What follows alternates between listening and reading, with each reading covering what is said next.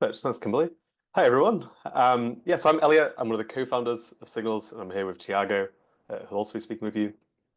So we're going to speak to you a bit about research integrity and about Signals too. So to begin, I'm going to go over a bit of a brief history of research integrity, and starting with some misconduct cases over the last few decades. So the first is William Summerlin.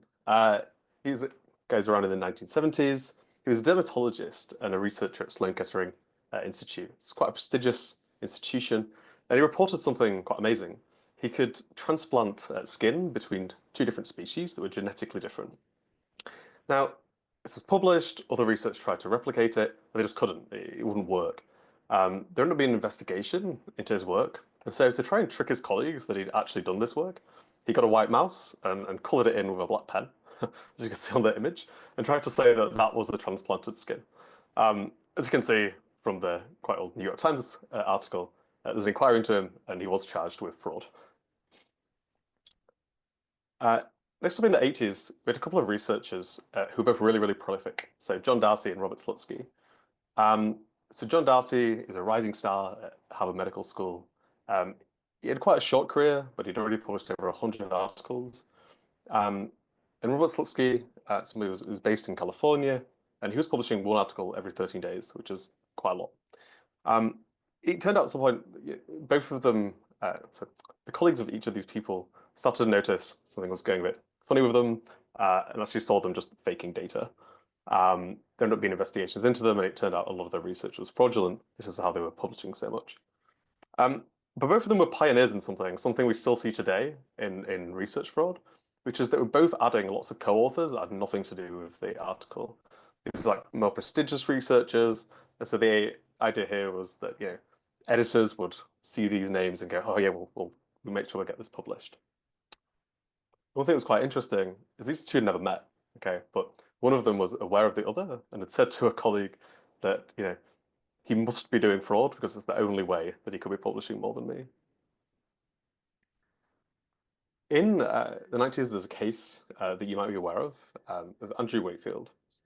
So he published a study in The Lancet, which said there was a link between the MMR vaccine and autism.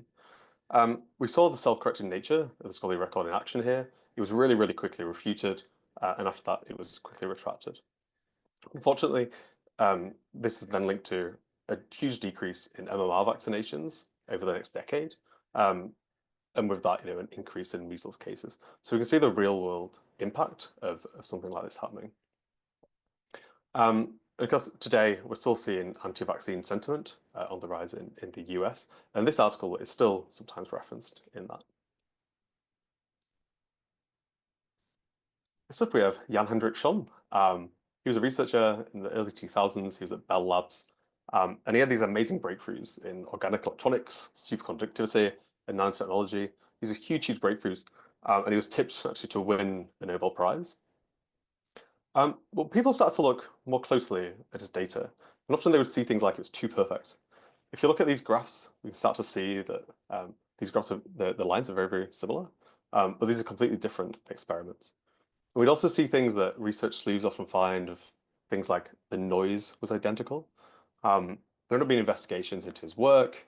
It turned out he kept no lab notebooks. He deleted raw data, and he was destroying samples. This kind of shows the importance of underlying data in these investigations. So it turned out a lot of his research was fake. He had 7 retractions in Nature, eight retractions in Science, and he didn't win the Nobel Prize. And last but not least, got Haruko Obokata.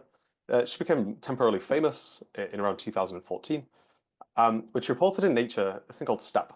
So she had this impossibly easy method of creating stem cells. It would have revolutionized regenerative medicine. You could take a regular cell, put it into some weak acid, and it would just turn into a stem cell. This would be amazing. But again, the self-correcting nature of scholarly record started happening. And within just a couple of days, people were saying this can't be happening. There were allegations of misconduct. And if we take a look at the gel, image of the gel that was published in the article, and we increase the contrast, on column 3, you can see these straight lines and the change in color where she's manipulated that image. But again, it turned out this research was fraudulent, and she ended up losing her job because of this. Okay, so the reason I'm showing these examples, one, just because they're interesting, but to exemplify that research fraud is not a new phenomenon. This has been happening for decades. And one of the reasons for this is that the incentive structures have also been there for decades that lead to this misconduct. We've got things like publish or perish, the pressure to publish more and more articles. Um, People in research are often ambitious people, they want career advancement, they have a desire for recognition. To do this research, we need grants, and it's super competitive to get these grants. So you need the most exciting, most compelling results. And in some cases, as happened with Andrew Wakefield, there's sometimes financial incentives too that lead to misconduct. Um, but unfortunately, the pressure on researchers, I believe, has been increasing over time. So in China, we've got these examples where in hospitals, young doctors are feeling really, really under pressure to publish in SCI journals. In India, in the last decade, they introduced the academic performance indicator, and someone says, this has led to publication becoming the mantra and motto for academics. People have linked this to the rise in predatory publishing in India. Um, and in the Netherlands, there was a national survey recently conducted. It's quite a big survey, and it showed that publication pressure was often associated with researchers engaging with questionable research practices. These are things like fabrication and falsification of data. So all these examples I've shown so far are where we've got individual researchers doing misconduct. But now this pressure is rising, and we're starting to see research integrity issues really going at large scale now. So we think this started in around 2010, where there were 7,000 conference proceedings published in IEEE, which would later be retracted. In 2013, we saw Springer and IEEE both draw over 120 articles, and these were created by SciGen. I don't know if you've come across SciGen, but this is a tool. It gives you something that looks a bit like an academic publication, but it's just gibberish. And people are getting these published to increase their publication and citation counts. In the same year, Science magazine reported on what would later become known as paper mills. It said, there's this flourishing academic block market where authorship fees range from around $1,600 to over $26,000. The next year, we start to see kind of coordinated fraud. So Sage retracted 60 articles where there was a peer review and citation rings. And in 2016, a Springer Journal retracted 107 articles for a peer review, where there's fake peer reviews going on. This was the record for mass retractions at the time. It's unbeaten in 2022 when IOP retracted 500 paper mill articles. And of course, the most infamous case now, Hindawi, the publisher retracted 8,000 articles in 2023. And this number's still rising. It's over 10,000 now. So this issue seems to be getting worse, and there's more of it. Of course, generative AI has an impact on this. Back in 2010, when paper mills were starting to ramp up what they were doing, you'd have to make fake articles. You could do this through SciGen, as we saw, but this gives you a gibberish article. You could plagiarize, but tools and experts can identify this. You could completely just make up an article, but this would require a lot of effort and time and probably expertise to be able to do that convincingly. But now, generative AI does this really, really quickly and easily. I find it very difficult to tell in these images which cells are made by AI and which ones are real. And you can make the content of an article really quickly by just asking ChatGPT. And here's an article that me and a co-founder and a collaborator, ChatGPT, wrote about fake articles. Okay, so that takes us to research charity where we are today. And it seems to be everywhere, research charity. We see it in the regular news, you'll read it in a newspaper. We see lots of publishers doing these large-scale retractions. It's in the UK, it's in China, it's all over the world. And it's people like leaders in the NIH. And in one case, there was a cat involved.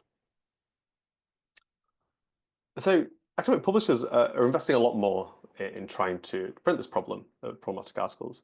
They're hiring and expanding research teams across the industry. We're seeing more and more industry collaborations to try and help with the problem, things like United to Act, of course, activities at ORCID. And they're working with startups as well, startups like ours, Signals, and others like Image Twin that look at image issues. There's also a community of researchers that are really pioneering the detection of problematic articles in the literature. We've got some of those who build tools, people like Cyril Lebay and Guillaume Cabernac, built things like sidechain detector and torture phrase detector. And detecting these comes together in a website called Problematic Paper Screener. And there's also this community of sleuths, people who go through the literature, finding and reporting problems. People you might have heard of, like Elizabeth Bick and Sholto David. These people have, you know, collectively found tens of thousands, over 10,000 articles. And some people find issues every day, like Rene Aquarius. This community is really, really helpful in this, but it's a really small community. There's simply not enough experts identifying issues in the literature to capture everything. And there was a report recently on National Science Foundation Fellows. It found that only 31% of researchers actually would report misconduct if they suspected it. In that same study, it found that 55% of those same researchers said that they didn't feel that the training they had actually prepared them for dealing with ethical issues. A separate study, found that a primary reason for not reporting misconduct was a fear of negative consequences, from more senior staff members, as you might expect. So these are things that we need to address to have a better future for research integrity. Once we find these issues in the literature, of course, something needs doing. The scholarly record needs to be corrected. Retracting an article can take 2 years. It requires complex coordination of multiple stakeholders, publishers, institutions, and the authors.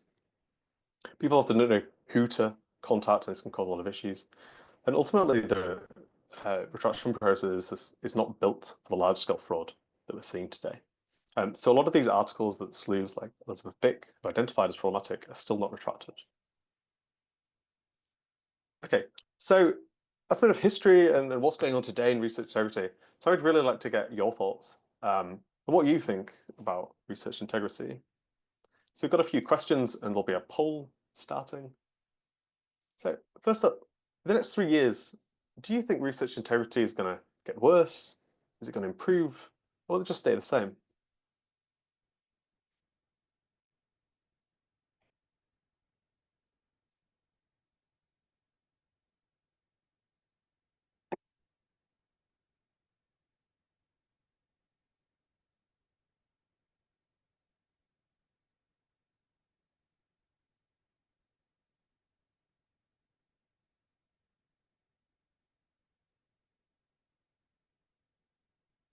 Interesting. Yeah, it's quite consistent. We asked an audience at a conference recently. It's very, very consistent. We have a pessimistic outlook on what's going to happen. Okay, next up. I believe a lot of you are researchers in the audience, and something we're really interested in is, have you ever skipped a paper because you didn't know if you could trust it?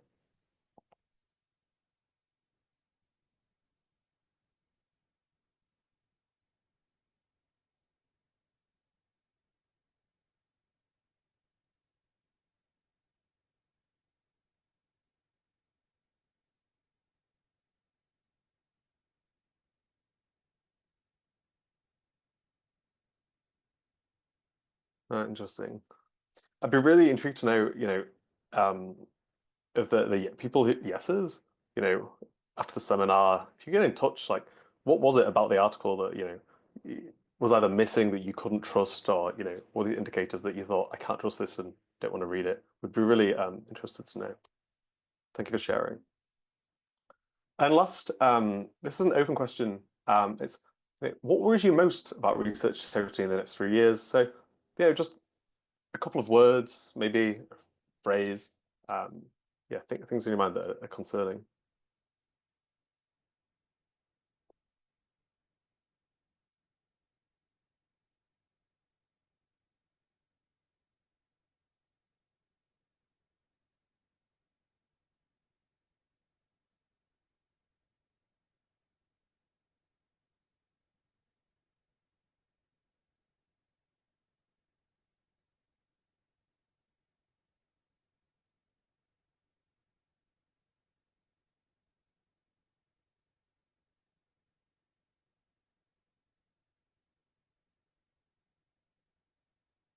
Nice. We can only say that people answered rather than what were the answers, but I think, are we able to see this, Kimberly?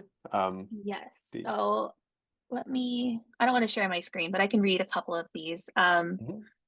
Using the AI tools and rephrasing the contents, the lack of responsible use of AI, not enough sleuths.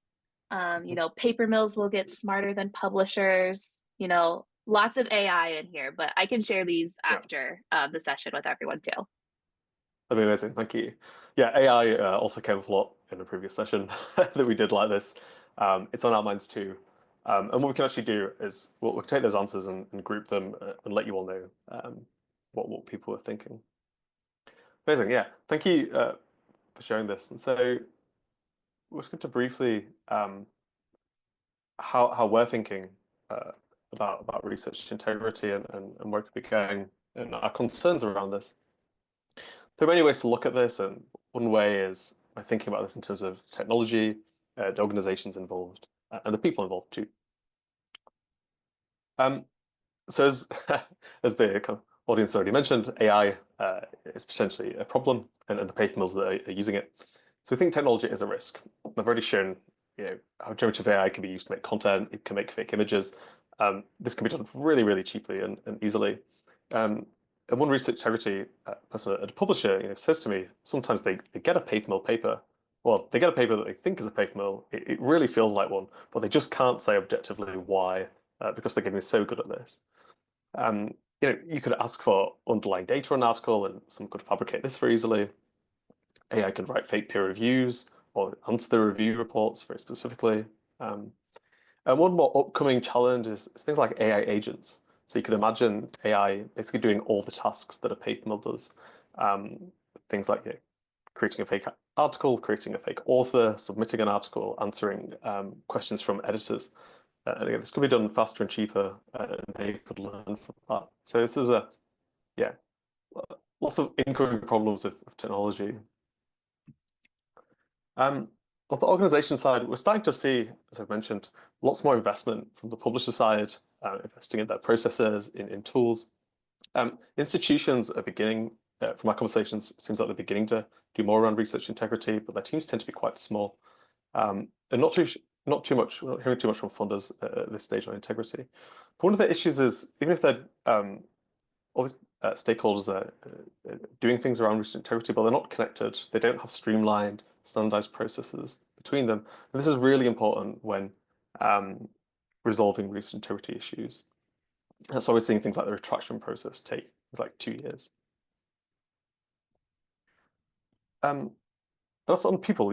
People are behind the research. And integrity issues are putting, these researchers' reputations and their work at risk. So we already talked about, how the incentive structures are leading to misconduct. Um, and we hear, signals more and more researchers saying they don't know what research is credible.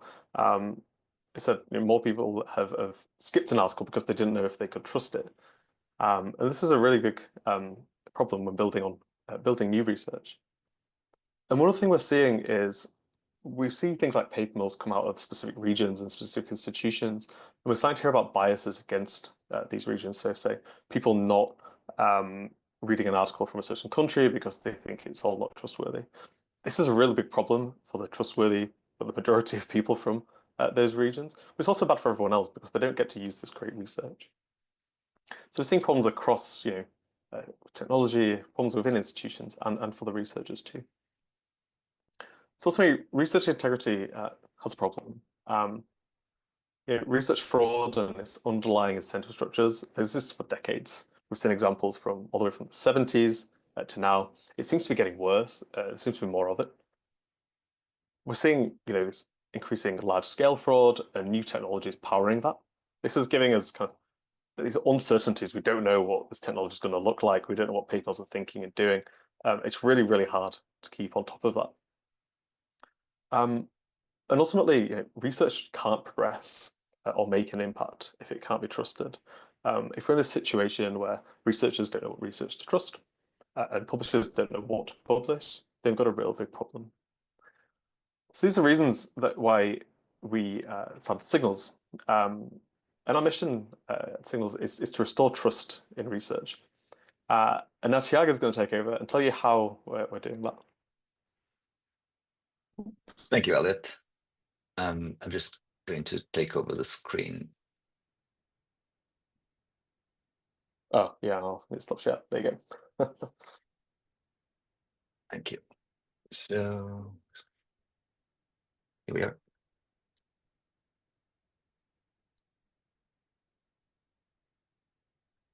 Can everyone see my screen? Yep, looks good. Great. So hi, everyone. So I'm Tiago, one of the co-founders of Signals. And exactly as Elliot just said, I'm going to try to do two things. One is to tell you how Signals works, how it can help you in your work, whether you are a researcher, you work for a publisher or for a research institution.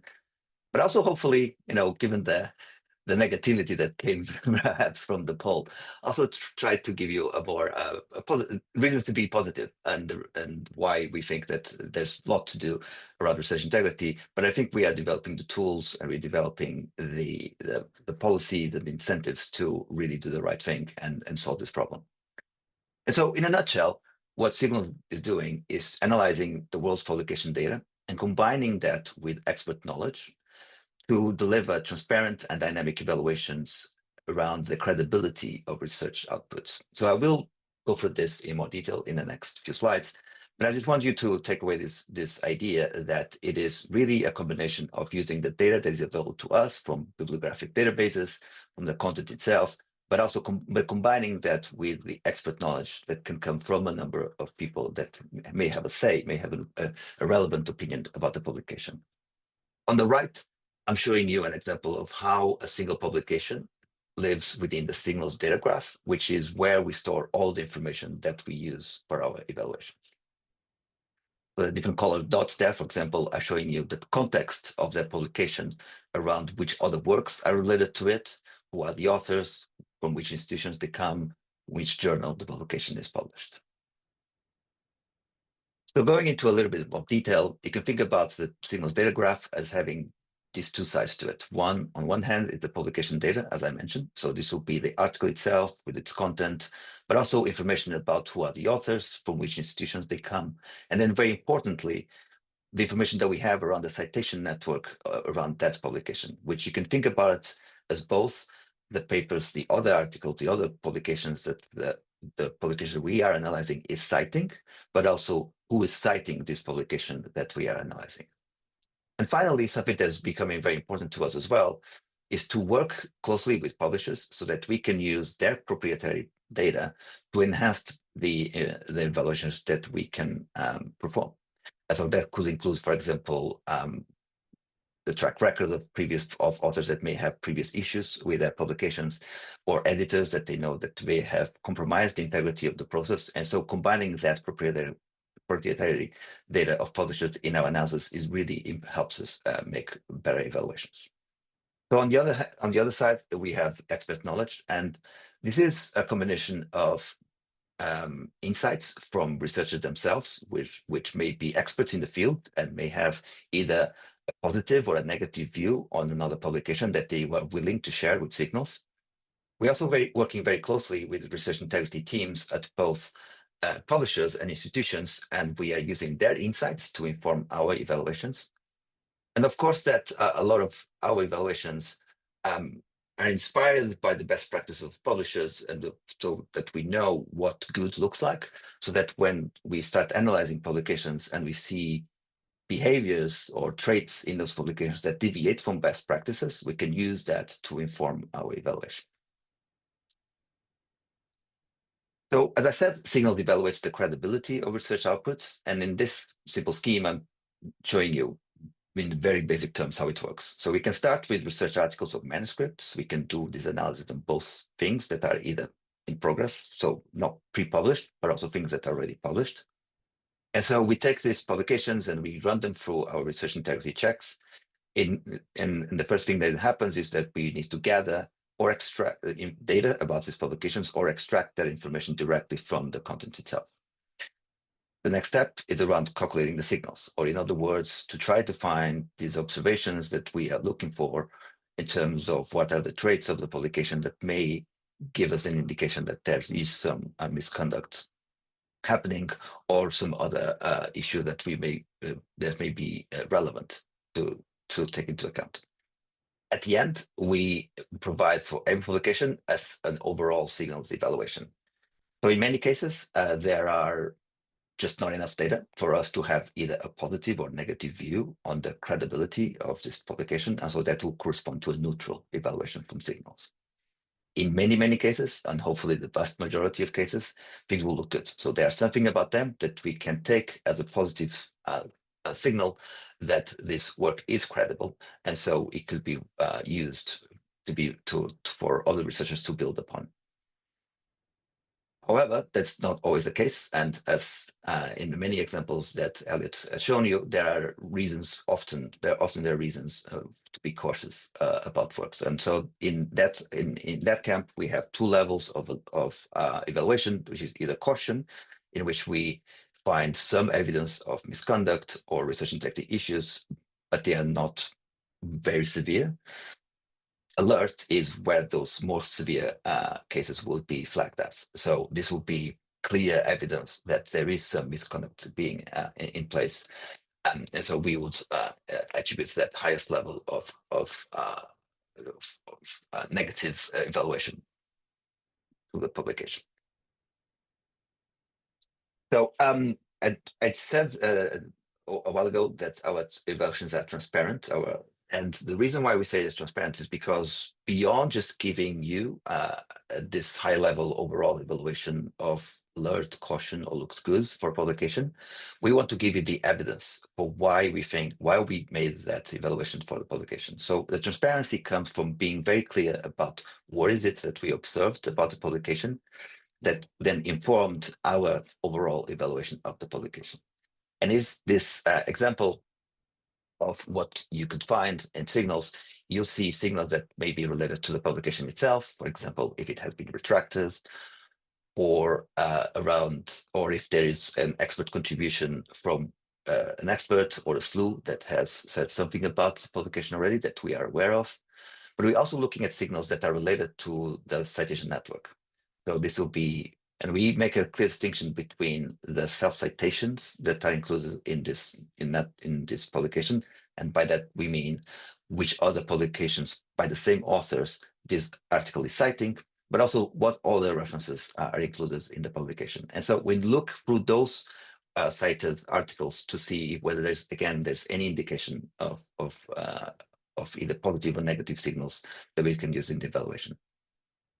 Some of our signals are also related to the authors themselves and the institution they are coming from. And so, for example, in one of the signals we use is that we have calculated what is the average retraction rate for institutions around the world, and when those retractions were done due to research integrity issues, so that then we can identify or flag when we see, especially in the case of manuscripts, new submissions from authors from those institutions. And just to reiterate something that I think is very important is that we look at the signals not just in terms of the publication itself, but around all the other publications in a citation network. Because I think this is really important because in a way, it goes beyond just the content of the single publication and it provides a much more contextual evaluation of the publication. One of the key sources of information and one of the big advances from signals in the last few months was the introduction of these expert contributions. So as Elliot mentioned, there's a community of sleuths out there that have done really an amazing job identifying issues with many publications. And so they have been sharing that those concerns with the community for a very long time. But one of the problems is that typically these cases are reported, but nothing necessarily happens. And also the impact of those concerns kind of lives within just the publication that they are flagging, but not necessarily with other publications that they may be related to it. And this is exactly one of the principles or one of the motivations for us to introduce these expert contributions. So Elizabeth Vick is one of the sleuths that has been working with us. So she has contributed her data with us. To us. And so for articles that she has flagged as having concerns about, we will say, exactly what the concern is, what category of concern is, whether it relates to the data, to plagiarism, to figures, and so on. And so we do this, we take this signals is inspired by expert contributions to as part of the evaluation of the publication. And again, as before, that contribution can have an impact not just if it's on the publication itself, but also if it is in the citation network of the publication. Now, the other important aspect of the signals evaluations beyond being transparent is about being dynamic. And so in here, and again, I'm using the example of an expert contribution signal. You can think about this scenario. So we start on the left with a network of papers in which everything looks good with the data that we had available at the time. But then if we have a slew that has actually uncovered some problems with the publication, then that will, in very simple terms, turn our assessment of that publication from green to red. So there's something about that publication now that the community should be aware of. But as I said before, that the impact of this contribution can go beyond this specific publication. And so once we have these publications in the signals data graph and we have this network of works that are related to it, then we can see how that contribution can have much more impact, because it then is started to inform not just this specific publication, but all the other works that are related to it, either because they are part of the citation network or because they share the authors with that original publication. And so this aspect of being dynamic comes from every time we have new information available to us that will update the evaluation of a publication. That update will happen not just to one single publication, but to all the articles that are related to it. So it becomes a very dynamic system with every new piece of data that we can accumulate over time. So I'm just going to now take you very quickly through a very brief demo of signals. So this is our homepage, and you can see like 3 sort of use cases that you can come to signals and use it for. So on one hand, we have analysis of publications. We can also look into submissions, and this is something that we are working very closely with publishers on. And then also with publishers, there's we have ways to aggregate the data so that we have views of the research integrity profile of specific journals. But just going through examples of publications and how those evaluations look like on signals. So this is how an article that looks good would look like. So you have no evidence, as far as we could see, of any sort of research integrity issues. We can look at who the authors are coming from, their track records in terms of publications, the work that they have been citing, that they've self-cited in this publication, and also how many citations those self-cited articles have. And in this case, in this publication, the authors have self-cited 5 other publications from their previous work, and those publications actually have a very high level of citations, which brings a positive view on the research integrity of this publication. Now, this is not always the case, and now giving you 2 examples of the type of signals that would warrant the publication to be evaluated as alert. So in this case, there are 3 main signals that we can identify. One is the fact that the authors come from institutions for which there is a high retraction rate of publications due to research integrity concerns. The second is that the problematic paper screener, one of the tools, or one of the tools that Elliot was talking about before, has flagged this publication, which could be, for example, due to the presence of tortured phrases and other traits that are correlated with paper mills or other research integrity issues. And finally, another important signal that we look for is how many times are the articles self-citing their previous work. And in this case, they are not, which, especially in the case of experimental research, is uncommon. And so may not be in itself completely revealing of anything, but it is just one of the factors that we take into account. And in this case, and I'm giving you another example of how expert contributions are informing the signal evaluations. So in this case, we see both types of effects from expert contributions. On one hand, we have Slew, Thomas Casterman, who has shared their concerns with us. So saying that there seems to be a duplication of data between this publication and some other previous work that had already been published. But then going through the self-cited articles in this publication, you also see that there's also concerns about those publications as well. So cumulatively, this could then become quite strong evidence for the fact that this paper may be problematic and needs attention from the publisher. Just going back to my presentation. So I hope you had gave you a flavor of how Signals evaluates individual publications. But now, perhaps what's interesting to you is how this can help you, right? So how can Signals help, whether you are a researcher or you work at the publisher or at a research institution? So I'm going to walk you through a typical use case for each of these types of users of Signals.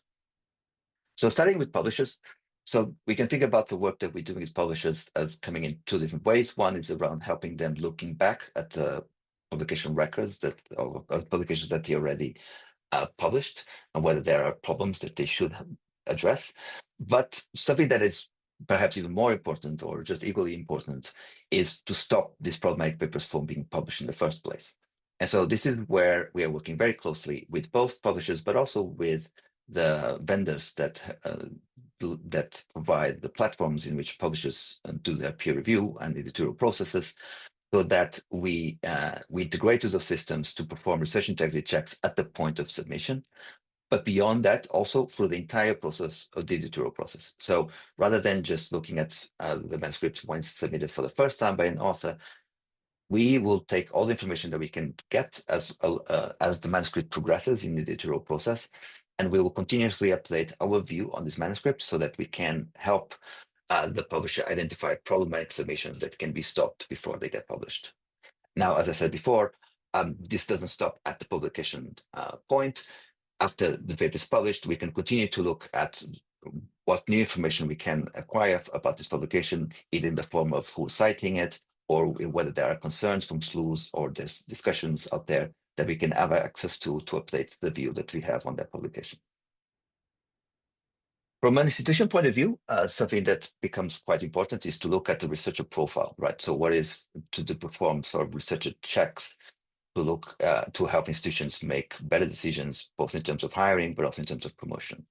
So on the left, you have an example of a completely unbiased, good researcher with a pristine track records of publications that all look good.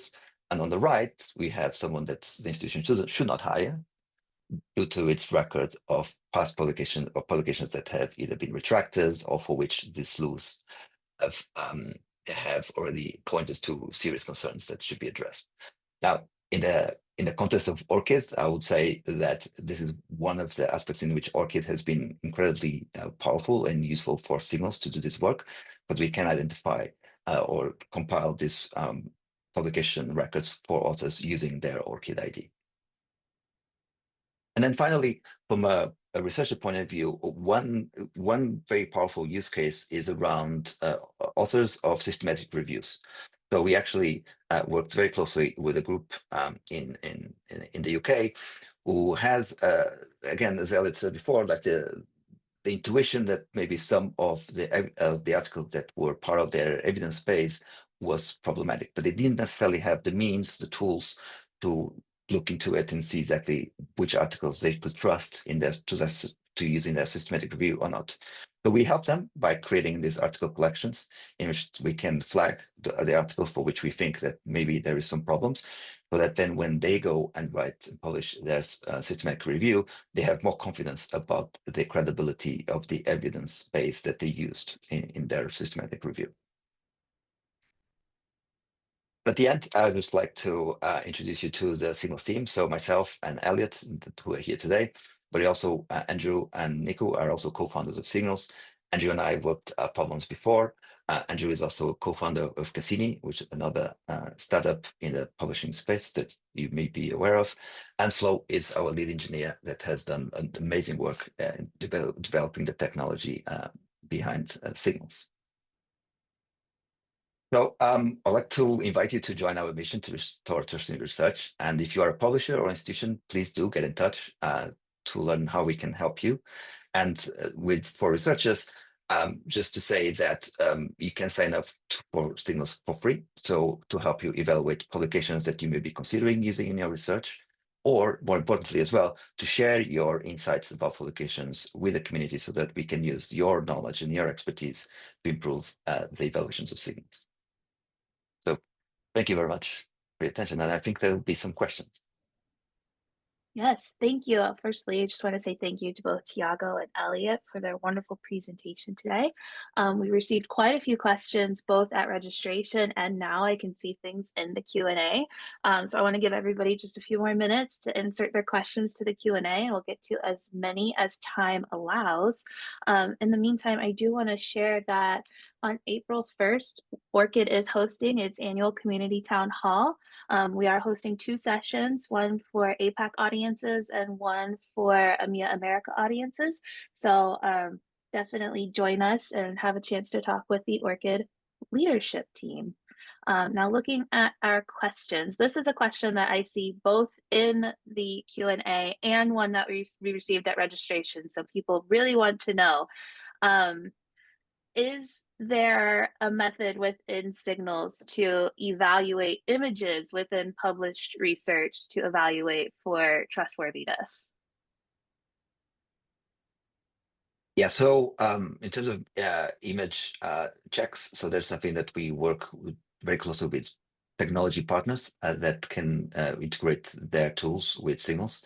So Elliot mentions Image Twin, that will be one of the examples of companies or other startups that we are working together with to expand the range of signals that we can incorporate in our evaluations.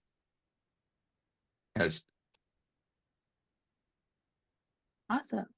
And then one of the first questions we received at the start of our presentation was, does Signals work also on, I think they're asking is, do you check for the risk of bias as well as trustworthiness? Was this related a little bit to something I mentioned? I think it might popped around the time I was speaking about how certain regions end up being not trusted because of all the problematic words coming from there. And if that is the case, the the writer of the question can clarify if not. But so it's something we think about a lot. We don't want a someone not to be trusted because of something we say unfairly. So that's why we make our evaluations as transparent as possible. So we give this overall evaluation, which might be green or red or yellow.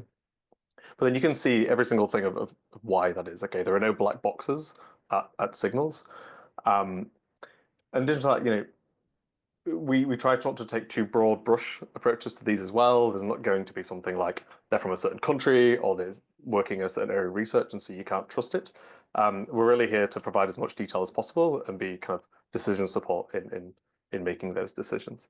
But then if there's, again, it's really important to us. So if you look at Signals and you think there is some kind of bias there, please get in touch with us and let us know and we'll do what we can to fix that. Thanks, Elliot. And I do think that is when that question came in. So I think the answer was perfect. Kind of related is, how do you define an expert within Signals? What are your validation and verification processes for their contributions? There's a concern that this could be manipulated easily with individual biases and ideology against certain topics, couldn't it? Do you want to start with that, Tiago? So in what we're currently doing is we're really in the first iteration of this. We've been working with what I think of as a trusted group of research integrity sleuths that all kind of work together. They're all very well known within the community. We do look through these and check them ourselves. We have a lot of trust there. As we progress and more people get involved with this, we will need to be validating these people. The companies are saying, as the question suggests, we don't want certain type of comments on the platform. And so this will be developing over time as these come in.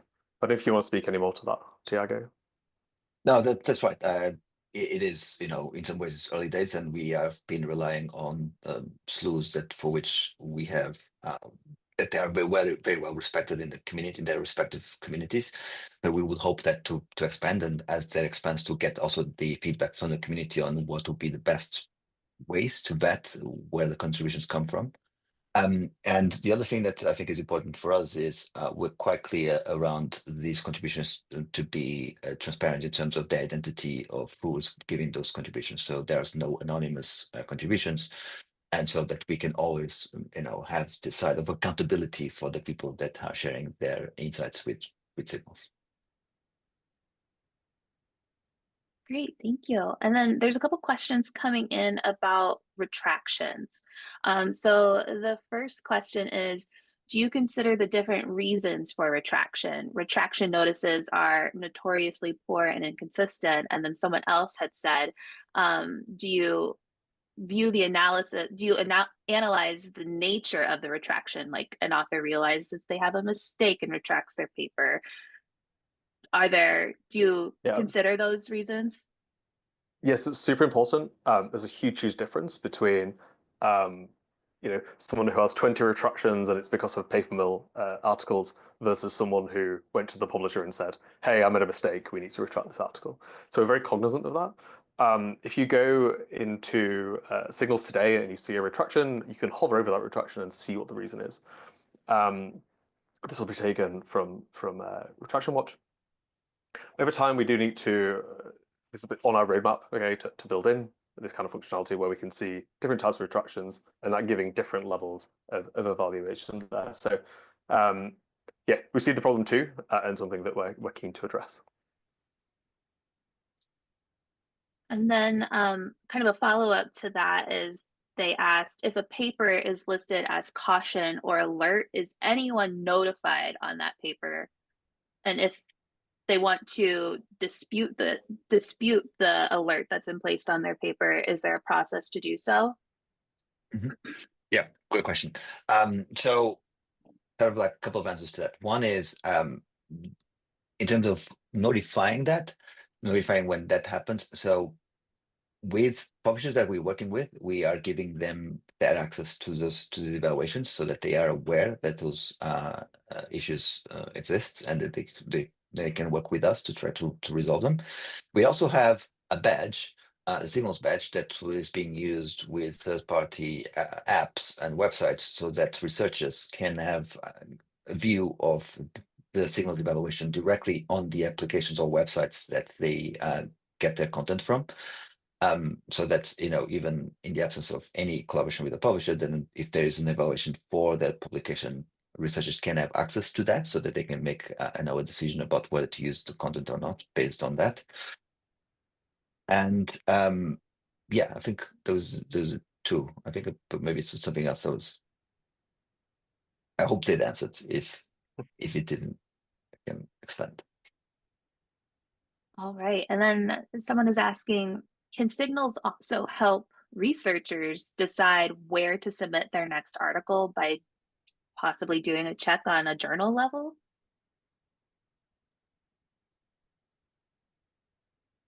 I think an upcoming thing that we may see. So there's since we made around how much we show about journal level evaluations.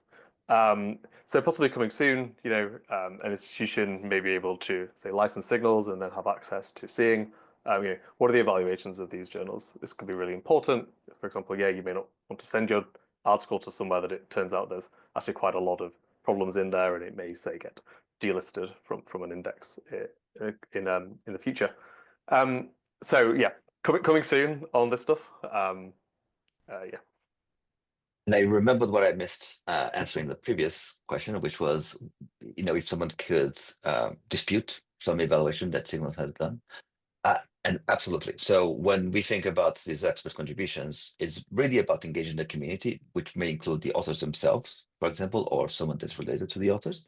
So if the same mechanism by which the sleuths can contribute their data, it's open also to the publisher, to the authors to contribute their view as well, which will be posted on our website very clearly.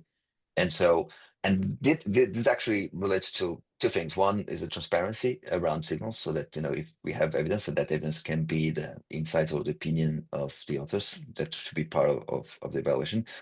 But also, this is fundamentally important for us to address the quality of our evaluations. It's only really by having the feedback from the community, which includes the authors, that we can improve our models and improve our evaluation. So we are absolutely keen to get those people disputing our evaluations, because we don't get it 100% right, and we need that feedback to improve.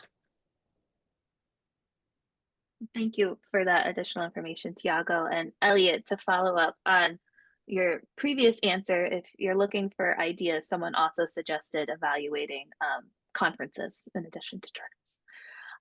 Our next question, we have Paloma here, our Associate Director of Engagement for ORCID, and it's addressed to both ORCID and Signals. But how can publishers partner with ORCID and/or Signals to contribute trust markers to author/reviewer profiles?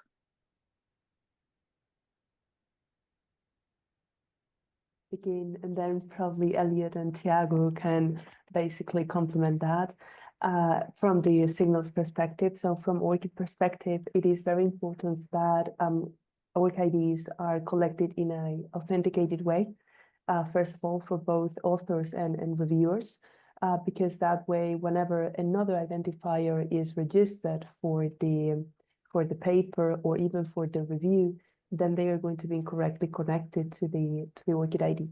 And then, of course, publishers can consider whether they can become an ORCID member or not. Some publishers might be like small journals, part of a university that isn't already a member, or a part of a larger publishing house.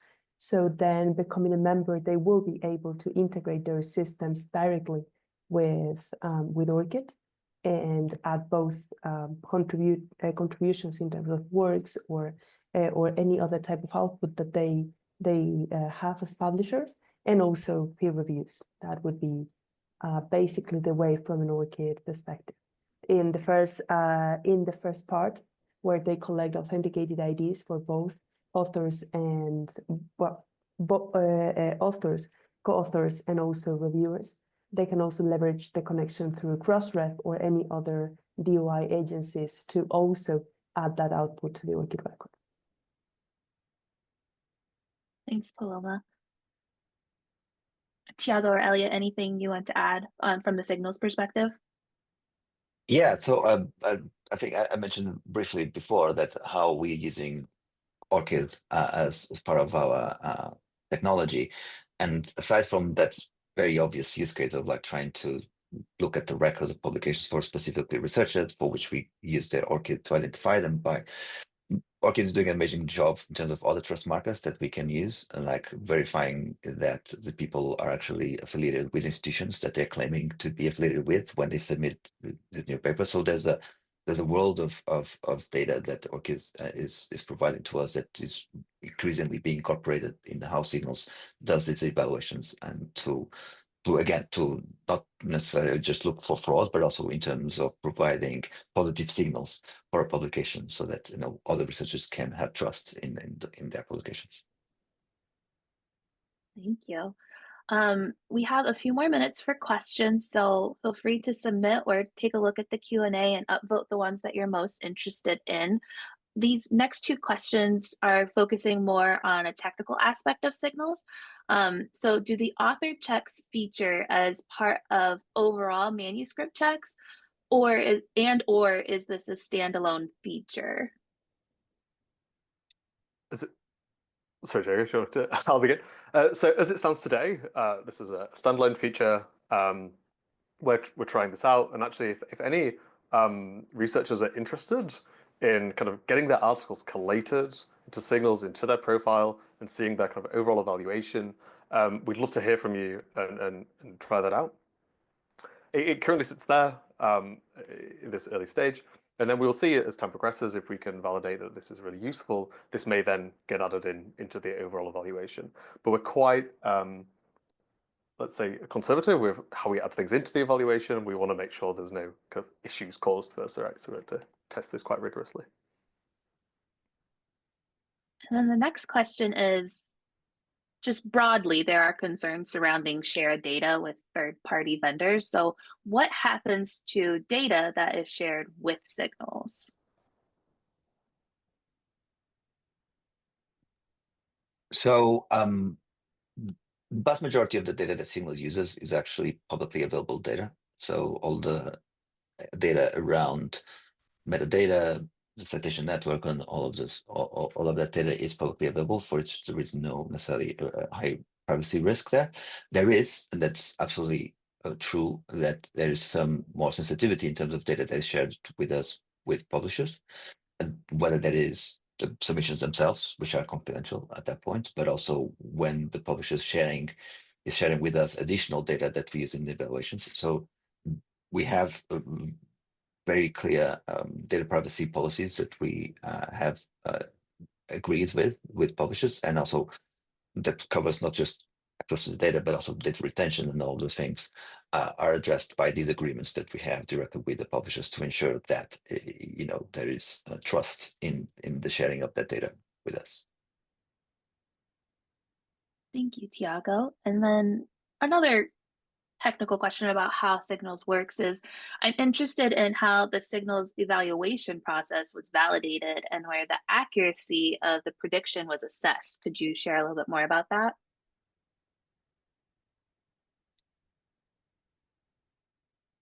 Sorry, I was muted. Yeah, so we some of these signals they can come about in different ways, right? Sometimes they come from discussions with experts, people like sleuths who are looking into things, and they give us ideas. It could be from us evaluating problematic articles and finding signals in there.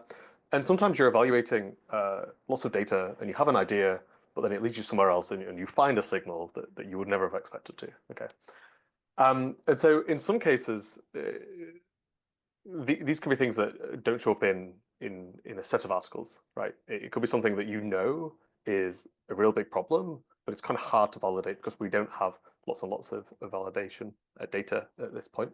But in some cases, we do have lots of data, right? So we have everything that was retracted from, say, the Hindawi articles and other ones that were known as paper mills. And so in our last evaluation of this, we took all our signals, ran it against this set, and I think we flagged up around 89% of those articles using signals.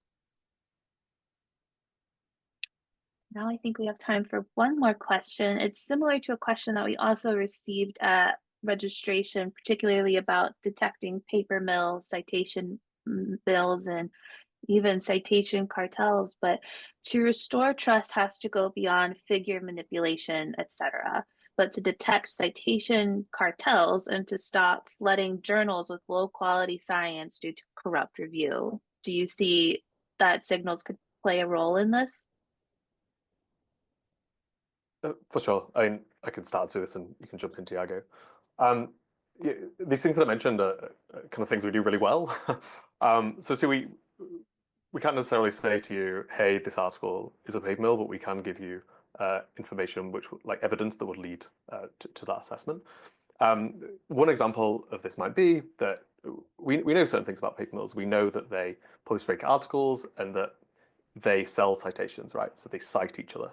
So when we start to see things, because we have these really transparent evaluations of articles, we can start to see, okay, this article has 10 references, all to paper mill articles, right? This starts to become strong evidence that this is also a paper mill.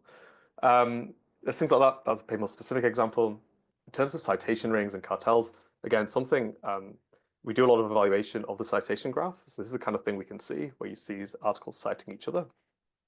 And with some publishing customers, this is what we've done a few projects on. It really helped them find these quite complex networks of citation rings and really helped them to understand these and resolve those issues. So yeah, this is definitely something we can do, and we agree overall that we need this kind of more holistic look at integrity, not just individual things like images alone.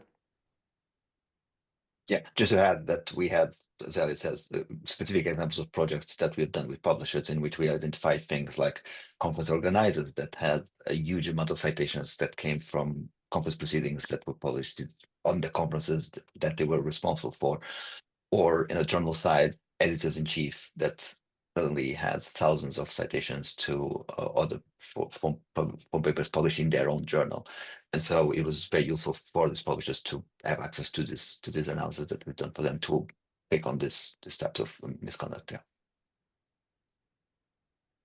Great. Well, thank you both for taking the time during this Q&A to answer as many questions as we could. I will share the questions we were unable to get to with Tiago and Elliot to hopefully get you all some answers.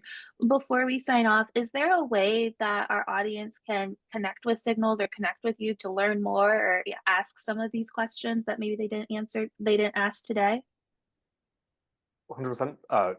Drop us an email. It's either Elliot or Tiago at researchsignals.com. The normal email is hello@researchsignals.com.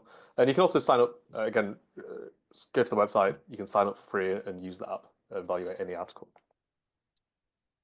Great. Well, again, thank you both for this wonderful presentation. Paloma, thank you for joining us to answer some questions from the ORCID perspective. Really appreciate everyone joining us today to talk about research integrity, and I look forward to seeing everyone at our next event. Thank you.